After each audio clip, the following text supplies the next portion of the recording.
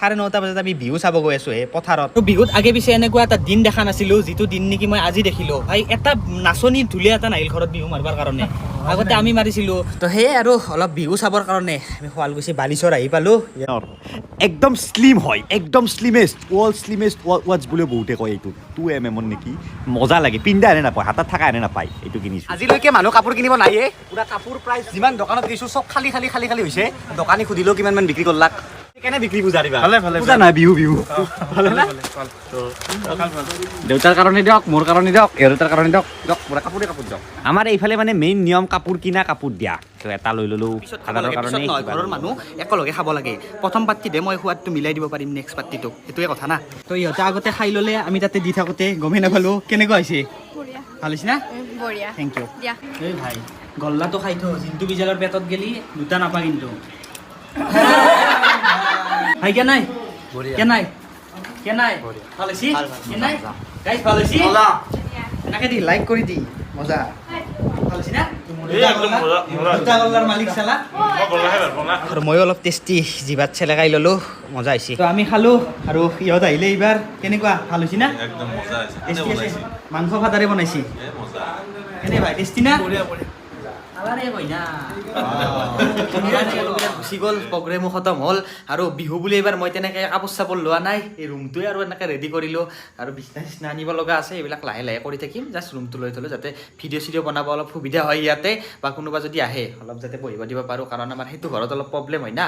তো বলক এতিয়া একবাৰ শুৱালকুছিৰ পৰা আহোঁ, কাৰণ শুৱালকুছি বালিচৰত শুৱালকুছি আঞ্চলিক ছাত্ৰ সন্থাৰ উদ্যোগত এখন বিহু পাতা হৈছিলে খুব ধুনীয়াকৈ। মোকো একবাৰ মাতিছিলে, বলক এবাৰ দেখা দি আহোঁ। চলো। তো সঁচাকৈ উৎসৱবিলাক আমাৰ হাতৰ পৰা কিবা হেৰুৱাই গৈ থকাৰ দৰে লাগি আছে, কাৰণ ঘৰত এইবাৰ বিহু মাৰা মানুহ এটাই নলাল। এই 9:30 বজাত আগে পিছে এনেকুৱা এটা দিন দেখা নাছিলো, যিটো দিন নেকি মই আজি দেখিলো। ভাই এটা নাচনী ঢুলীয়া এটা নাহিল ঘৰত বিহু মাৰিবৰ কাৰণে, আগতে আমি মাৰিছিলো। তো সেয়ে আৰু অলপ বিহু চাবৰ কাৰণে শুৱালকুছি বালিচৰ আহি ছাত্ৰ সন্থাৰ উদ্যোগত। ছাত্ৰ সন্থাৰ সম্পাদক ভাই, কেনে চলি আছে বিহু? চলি আছে, তোমালোকৰ সহায় সহযোগিতা সদায় আছে আৰু সদায় থাকিব বুলি আমি আশাবাদী। বিহুৰ দিনটোত আমাৰ ঘৰত এটা বিহু মাৰবা যোৱা চলি দেখা নাপালো। তো তোমালোকে এনেকুৱা এখন বিহুৰ আয়োজন কৰিছা, বঢ়িয়া। মানে লখিমপুৰৰ পৰা প্ৰশিক্ষণৰ কাৰণে মানুহ আনিছো। প্ৰত্যেক বছৰে এনেকুৱাকৈ ইয়াতকৈ ডাঙৰ কৰিম বুলি আমাৰ মনত ইচ্ছা আছে।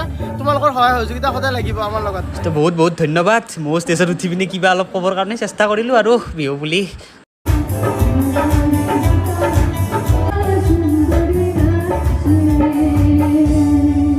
সিহঁতো আহিছে খুব ধুনীয়া একদম বিহুৰ ফুল গেটাপত। নাচিছানে, গান গাইছা? নাচিছানে, গান গাইছা? নাচিছা? তো এনেকৈ 2-3জনকৈ গায়ক গায়িকা মাতা হৈছে আৰু প্ৰগ্ৰেম চলি আছে খুব ধুনীয়াকৈ।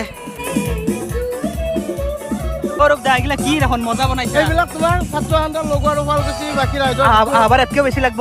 আহ্বাৰ ইয়াত আৰু বেছি ভাল জ্যোতিষ দাহঁতৰ ককাকেও ঢোল বনাইছিল, জ্যোতিষ দাৰ দেউতাকেও ঢোল বনাই আৰু জ্যোতিষ দায়ো ঢোল বনাই। এইখন মানে সকলোতকৈ পুৰণি ঢোলৰ মানে ব্যৱসায় আমাৰ নলবাৰীত। কিমান বছৰ হ'ল আপোনালোকৰ? আমাৰ বহুত হ'ল, মোটামুটি 50ৰ ওপৰত হ'ব।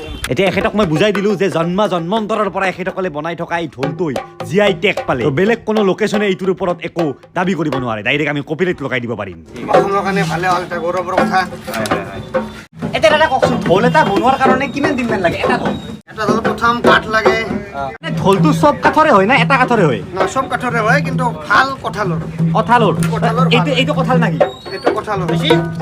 তাৰমানে কঁঠালৰ দুটা কোৱালিটি আছে, এটা সাৰ থকা আছে, এটা সাৰ নাথাকা আছে। পলকটো ঘূনে খায় আৰু সাৰ থকাটো ঘূনে নাখায়। আৰু ওপৰৰ চামৰাটো কিহৰ হয়? এইটো চেউৰীৰ হয়। চেউৰী।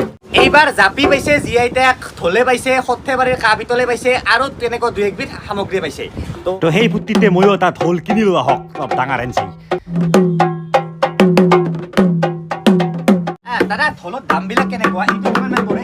এইটো দাম বেছি নহয়, এইটো 4,500 আছে, সবচে হাই 10,000। 10,000 আৰু সবচে কম 200-300 টকা পাই। 200-300 টকা একদম অপেনিং 300 পৰা আছে মাত্ৰ। এতিয়া জ্ঞানদীপ মানুহটো হিচাপে ঢোলটো ল'ব লাগিব, একদম সৰু ল'ব নোৱাৰা, একদম ডাঙৰো ল'ব নোৱাৰা। চাই আছোঁ মোৰ কাৰণে পাৰফেক্ট ঢোল এটা পাইছোঁ ৰ। মোৰ কাৰণে এইটো ঢোল লৈ ল'লোঁ। তো এইটো আৰু 1,000 টকামান ল'ব। তো লৈ ল'লোঁ ঢোল। Thank you. Happy Bihu, happy Bihu. আৰু ঢোলে GI টেগ পালে, আপোনালোকেও সেই ফূৰ্তিতে এটা লওক। লৈ ল'লোঁ ঢোল, আৰু আমি যিহেতু প্ৰফেচনেল ঢুলীয়া নহয়, এটা থাকিব লাগে, এইটো হৈ যাব এইটো। আৰু এটা কথা, চৰকাৰক বহুত ধন্যবাদ, নৰেন্দ্ৰ মোদীক হওক, হিমন্ত বিশ্ব শৰ্মাক হওক, যে ঢোল হওক বা আমাৰ এইখিনি যিখিনি বস্তু GI টেগ দিলে, তেতিয়া এতিয়াৰ পৰা আৰু সুৰক্ষিত আৰু বেলেগে এইটো কপি কৰিব নোৱাৰে। আৰু এইবাৰ মই বেংগালুৰুৰ পৰা এটা ঘড়ী আনিছোঁ এই নতুনকৈ